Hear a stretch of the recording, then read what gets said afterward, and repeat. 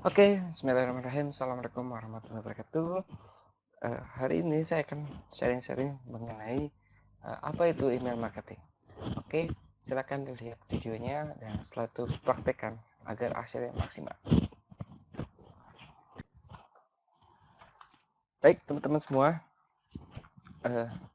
pada video ini saya akan menjelaskan bagaimana apa itu email marketing. Oke ya, email marketing adalah satu tindakan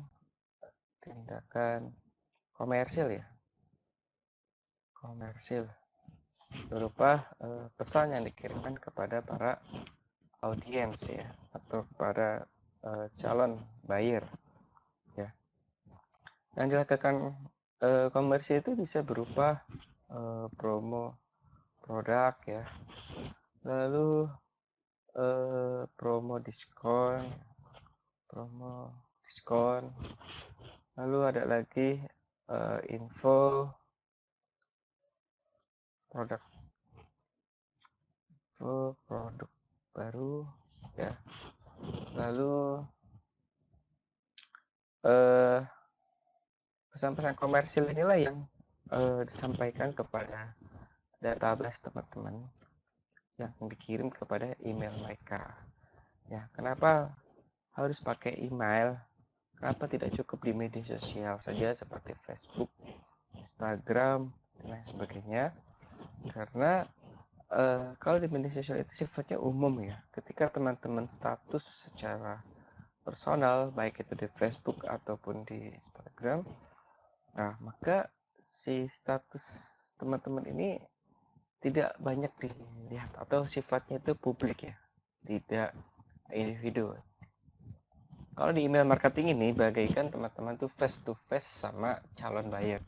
Seperti teman-teman ketemu calon ya buyer atau calon konsumen di suatu tempat secara offline, lalu ngobrol secara tatap muka, dan itulah seperti halnya teman-teman melaksanakan tindakan komersil atau promosi melalui email marketing. Karena email marketing ini sifatnya seperti tatap muka antara Anda dengan buyer. Sehingga apapun yang Anda jelaskan kepada buyer, nah si buyer ini ya, calon pembeli ini bisa memahami dan sifatnya itu bisa tektok kepada teman.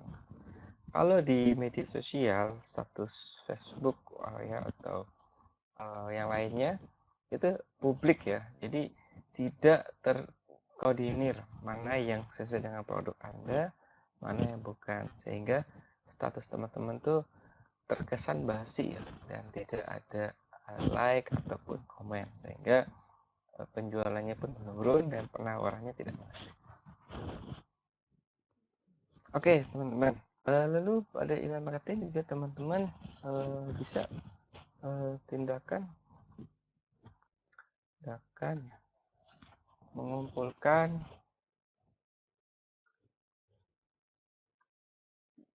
database ya, email calon pembeli. Oke, mungkin teman-teman pernah ya di suatu mall kita membelikan suatu, anggaplah mau beli TV. Nanti teman-teman akan ditanya nih alamat, terutama ya alamat email dan nomor telepon. Atau sekarang lagi gencar-gencarnya di abnormal ya. Abnormal ketika teman-teman ke sana akan ditanya alamat emailnya apa, nomor handphonenya berapa.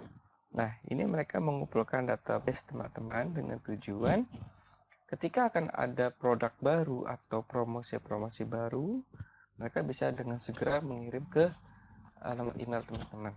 Sama halnya teman-teman ketika mendapatkan SMS broadcast ya, dan itu sifatnya kan promo. Kalau SMS broadcast ini kan teman-teman membayarnya itu berupa per SMS ya, sehingga biaya juga cukup besar. Tapi dengan menggunakan email marketing ini, teman-teman bisa sangat mudah memakainya dan dengan biaya yang sangat terjangkau. Oke, teman-teman, dari kegiatan ini itu teman-teman bisa melakukan ini ya, apa namanya, berupa bisa dijadikan,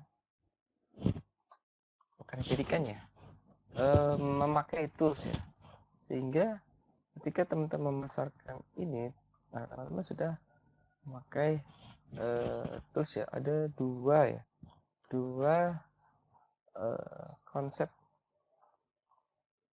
atau inilah praktek ya dalam menjalankan email marketing. Oke ya. Nah, yang pertama tentunya memakai ini ya, apa namanya, manual. Yang kedua adalah otomatis.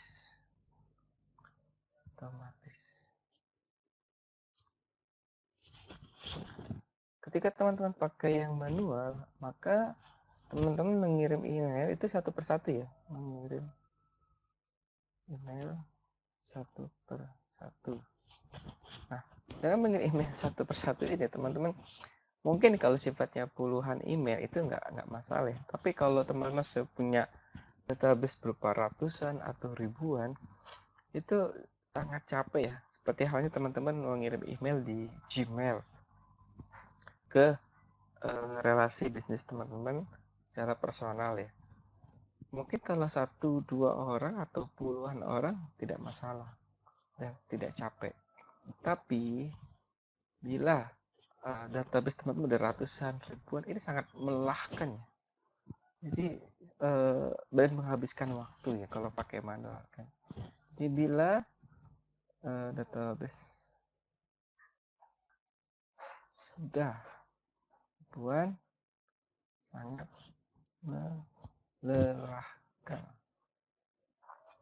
Ya, kalau manual juga nggak efisien ya, tidak efisien. Oke. Nah, kalau mengirim email satu persatu terus database sudah banyak dan waktunya tidak efisien ya.